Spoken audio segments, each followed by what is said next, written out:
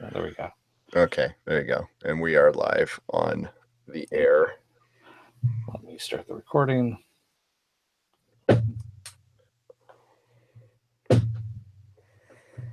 All right, and we're live. Welcome to Nerdrotic Podcast. This is our first, or our second actually, podcast for Legion, episode 2.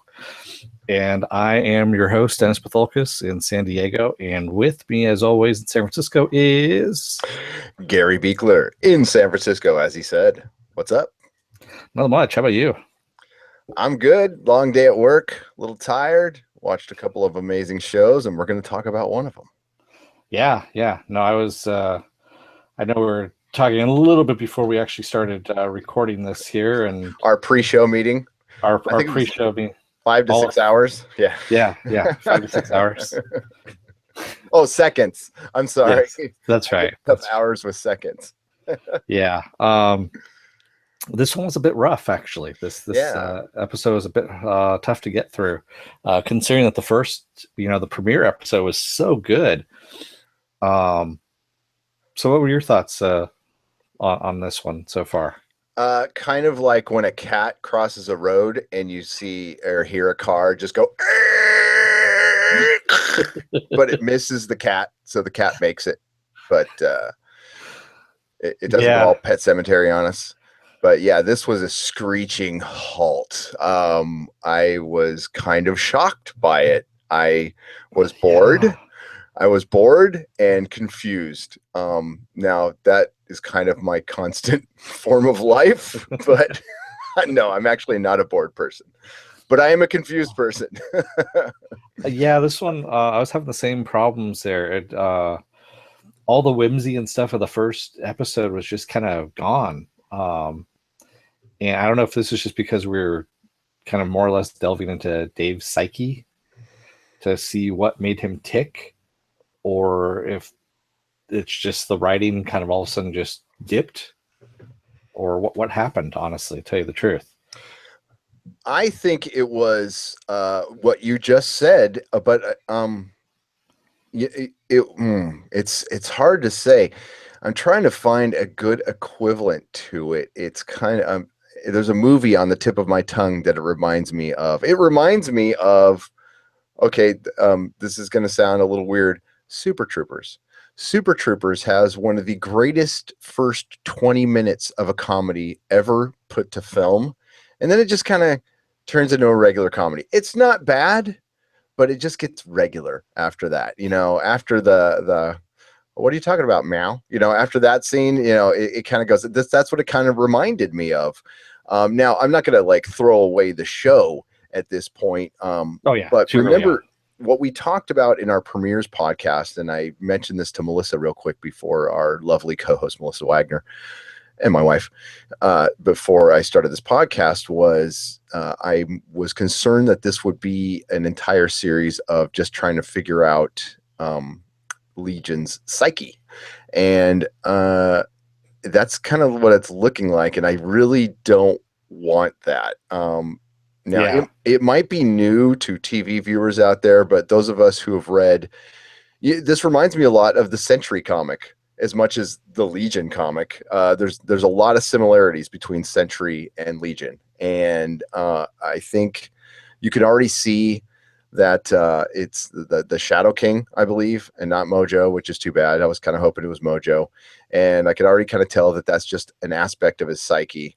But what I was really confused about was the Aubrey Plaza scenes, the Lenny scenes, who supposedly died in the asylum, which I'm now not sure the asylum was actually real, because one of the main things they talked about in this episode was we're going to do some quote unquote memory work, and we're finding out that he is so powerful that he can, well, isn't his power in the comic book he can actually alter reality?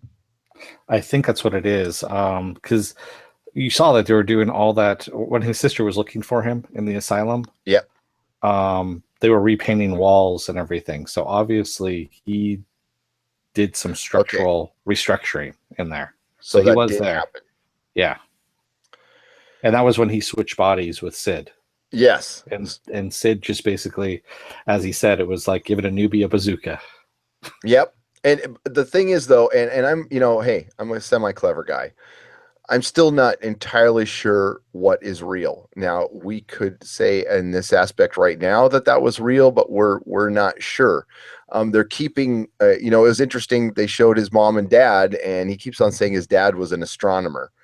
I think that's a lie. They Mhm. couldn't see his dad's face. We all know who his dad's. They can't change that. That would really, really stupid if they changed his origin. And we all know his dad. Spoiler warning: is Professor X. I don't know how this is going to fit time wise. If his dad is Professor X, and this is indeed taking place sometime in the early 70s, because he was quite young in the late 60s, early 70s, and I don't know how he could have a 20 something, and that's what I'm assuming how old he is. I'm sorry, the David Holler. There where I'm assuming is in his 20s, although the Um, actor's in his 30s. yeah, and everything I was seeing, like from his bedroom and things like that, that we're looking at was him as a kid, was stuff from the 80s. So, um, Yes, so yeah. I'm guessing that it's actually set in the 90s, which is kind of odd, you know? It is kind of odd because the fashion doesn't fit. Although that doesn't matter to me because I love the style of the show. I Yeah, absolutely love the style of the show. But they are dressing people up like it's the 70s, but the time placement is very confusing. I think it's And meant to be that way. So we, as they're shifting through his realities, I guess you could say. And remember, he even says at one point, um, he doesn't know what's real and what's not, and what is it, the places that he manufactures, basically. He even said yes, something about that. And I had to watch this episode twice actually in order to kind of get some of this. And there's also some little tiny things too, like when his sister is being held in the asylum by the Eye, is what they call him. yep. I don't know if you noticed the clock with no hands on the wall. I did not notice that. Yeah, there's a clock behind her on the wall with no hands, Uh, showing that there is no time. Okay, well that's okay. As a student of aesthetics, one of my favorite things about film, every little piece on the screen tells a piece of the story that explains it to me right there, that it is timeless. And I actually like that. I think if Fox wants to really dive into creating a cinematic universe with just the X-Men, which they totally could do with the right people, I would love for it to be true comic book, true like timelessness, where you can have the fashions of the 70s, but even when you're reading the comic books, the Marvel comic books in the 70s, it was like an advanced 70s. They had technology. There were spacefaring people, and they had supercomputers and screens, and they had advanced technology. So I'd be totally okay with, like we talked about in the premieres podcast, kind of going a la Tim Burton Batman with this, like not giving it a date, not giving it a Yeah. real place. Like this is just a alternate universe. I'm totally cool with that. And if they run with that, what I was missing in this was other X-Men. And I know we're trying to focus on the Legion character, but I'm already like 2 episodes in, kind of getting over the neurosis thing. And that kind of sucks because I know they have to build it up. I know they do. It's just it's Well, getting annoying. the other thing I was noticing was that Sid keeps, actually a lot of people keep mentioning, do the work, do the work. Is Do what the they keep, work. and then we'll go and get your sister, kind of thing. But doesn't it feel And like they did a bunch of work this episode and got nothing accomplished? yeah, well, I think there's something else going on that we're not seeing, that he's not seeing, with Summerland. And I don't know, like Carrie, the one who was operating the MRI machine, Yep. who has a split personality, and obviously he's two people, because we saw the girl fighting the using the punching bag Yep. in that same room he was talking to, but David, of course, doesn't see her. And when it was kind of weird, there's another little thing that I saw too, is very, very small. And I don't know if it was a production error or what it was, but when Carrie leaves the room, when he says, like, your brain's lighting up. I got to go and get somebody. And when he leaves the room, a mouse runs across the floor. No, In the I room. don't think that was a mistake, because they did show like a mouse earlier that was like stuffed or something, right before, when he was setting up all his machinery. There was a little mouse there. So yeah, that's weird. Yeah, I Yeah, caught it the second time around. Yeah, there's all kinds of little things that are in there.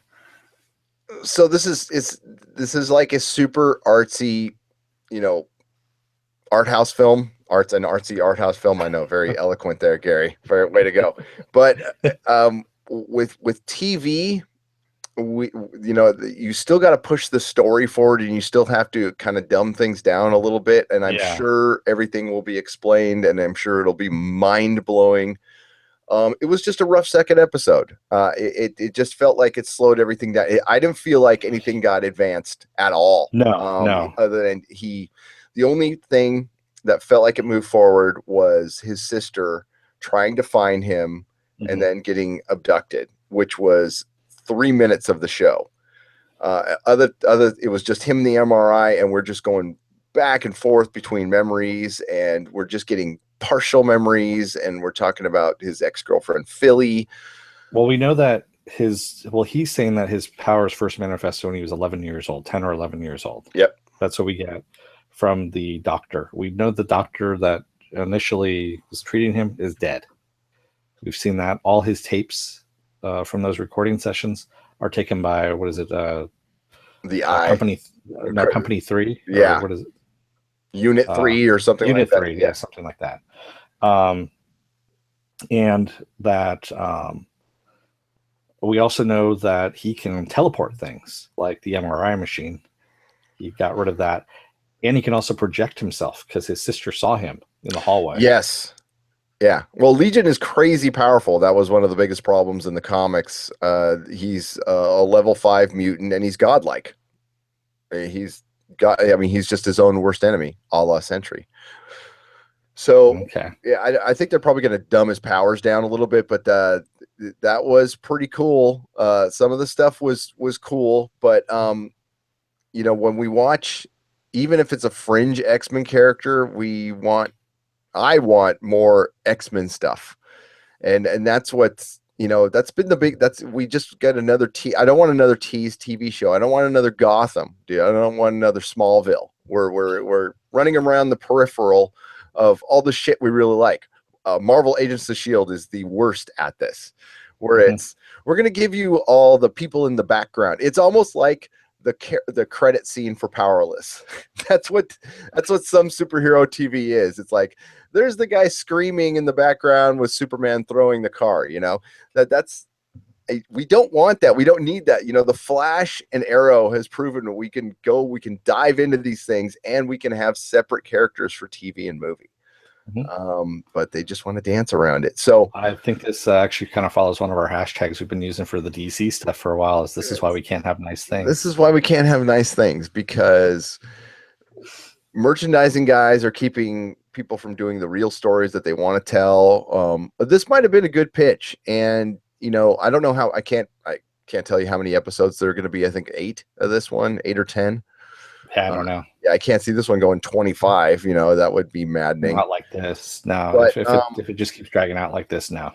It's what they had us hooked in the first episode, but like a pop song, you can't. This isn't the 60s and 70s anymore. You can't just have one hook. You got to have multiple hooks within an episode and a pop song.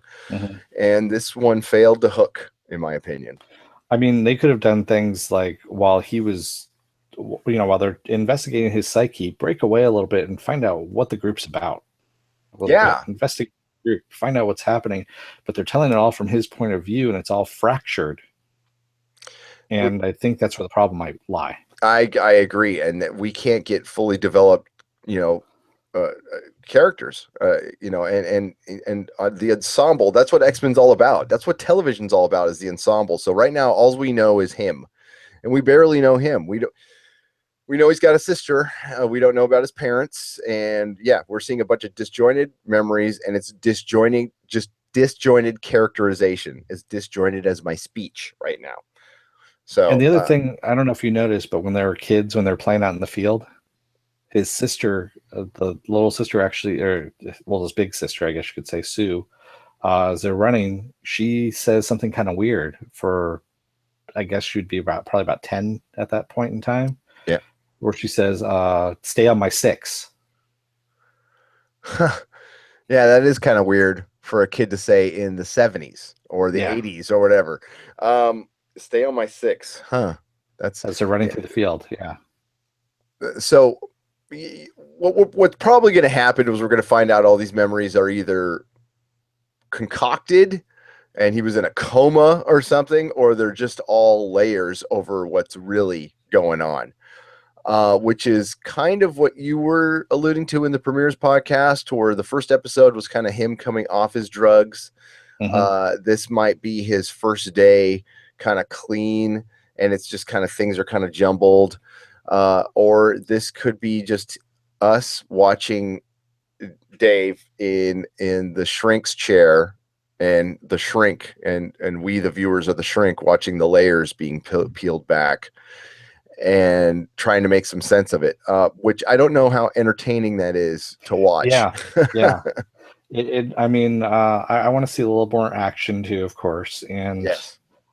I'm really, like we were talking about earlier too, Lenny, Aubrey Parker's Aubrey character. Plaza. Yeah, Aubrey Lenny. Plaza. There we go. Aubrey Parker is something else. Lenny I think that's Busker. Actually, yeah, she does a great job, and she's actually more interesting than Dave is at this point. She is. She's the best character in the show. She eats up the screen. She is so amazing. She plays a great drug addict. There's two characters that kind of remind me of something personal in my life. His sister, Dave's sister, reminds in just in mannerisms of my mother. That's exactly how my mother acts. She doesn't complete sentences, and she does, and she always looks like she wants to say something more than she's actually really saying. It's my mother. Okay, so maybe that's traumatic to me a little bit. And then Lenny's character reminds me of one of my ex-girlfriends, who will go nameless, who was back in my drugging days, and she just captures the addict like perfectly. Like, oh my God. Oh, especially when she's talking about the stove. That was the funniest scene, when she's like, it's the utility player of the kitchen. You can write poetry to it and bake a cake. You can or read kill yourself. Yeah, or you can read yourself.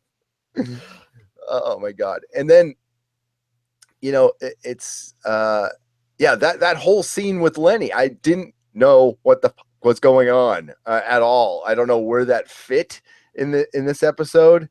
So it's something to do with the drug, because that drug keeps popping back in visually. The vapor. Yeah, the vapor. And I'm wondering if the vapor has anything to do with maybe what we're seeing.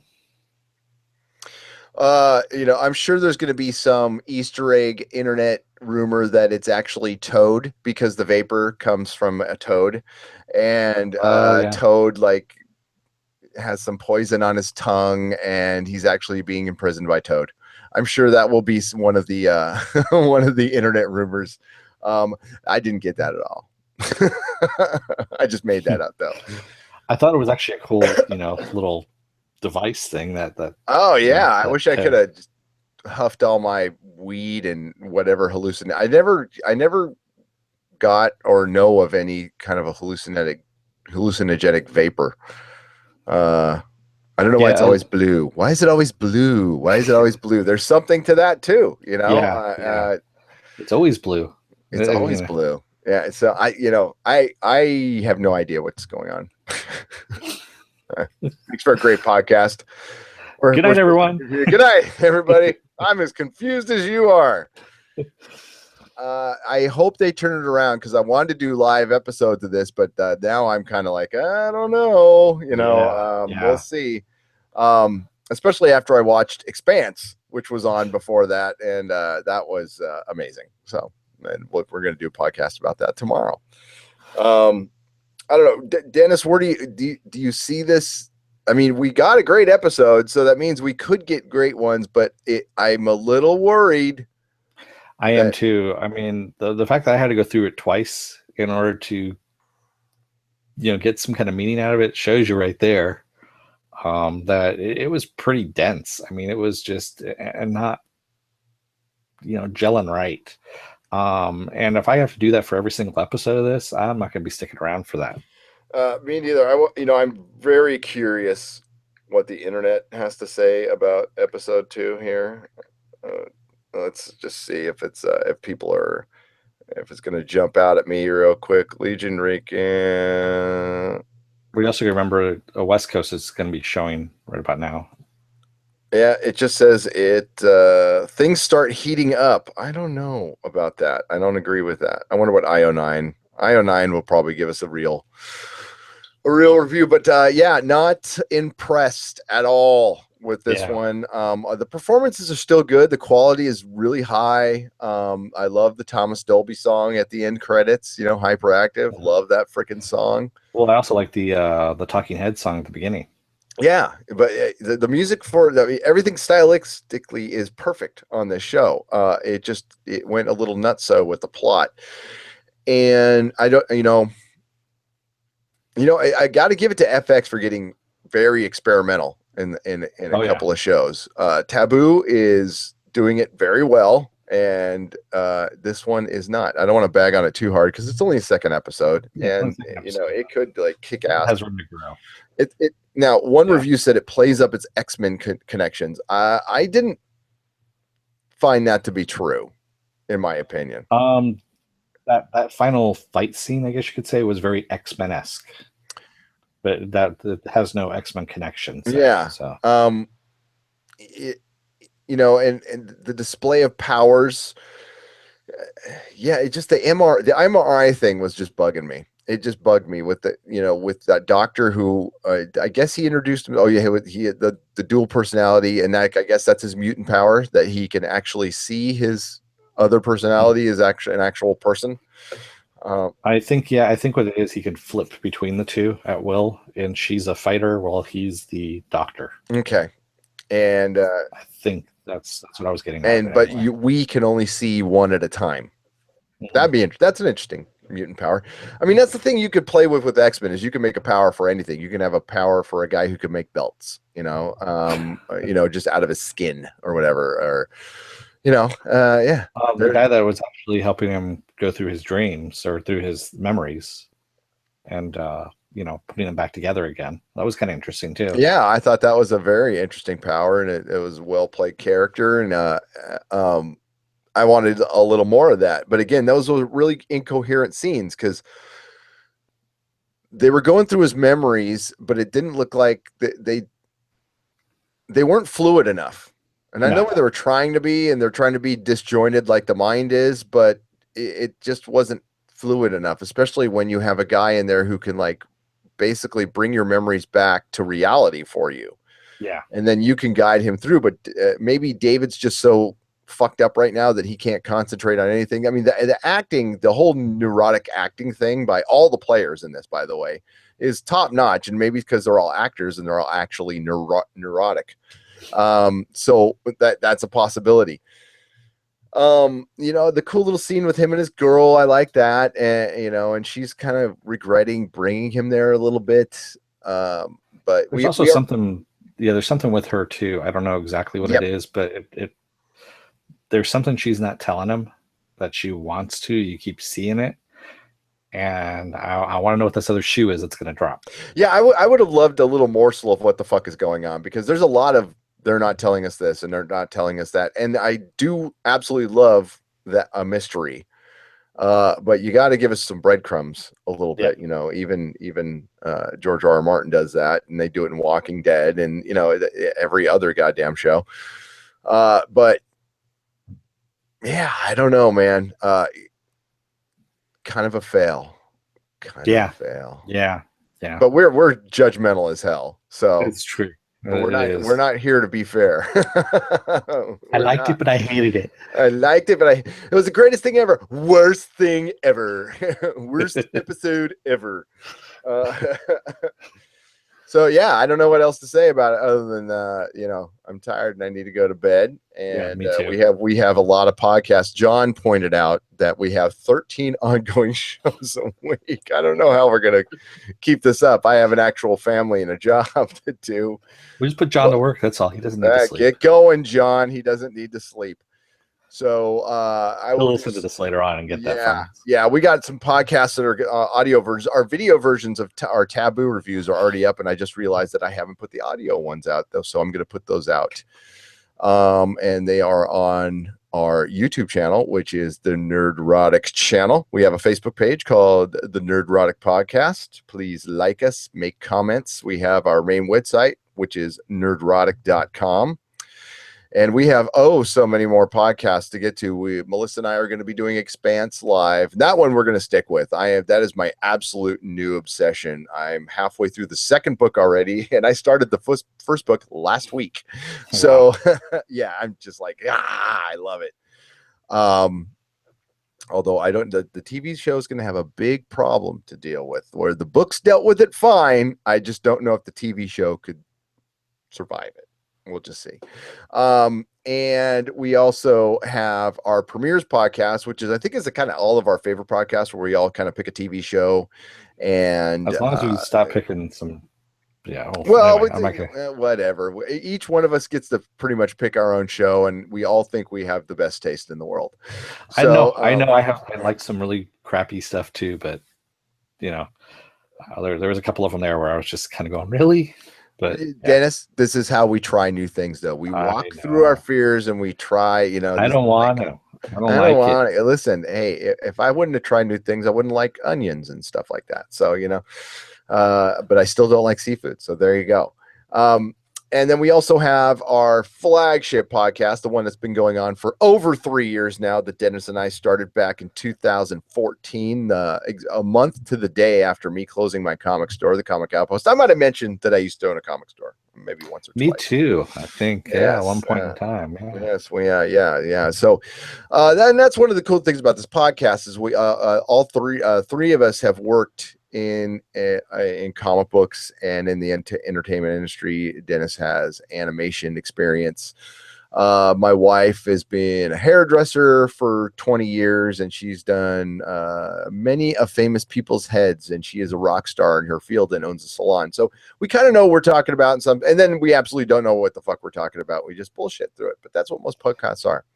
Yep. We are well, I don't want to call us well-rounded people, but we're just nerds who own our basements. That's basically what I'm saying. I want to say we're opinionated nerds.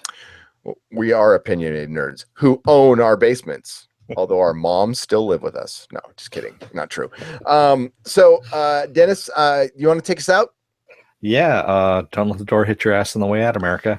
And may the small folks sing songs for you with I can't even do my own.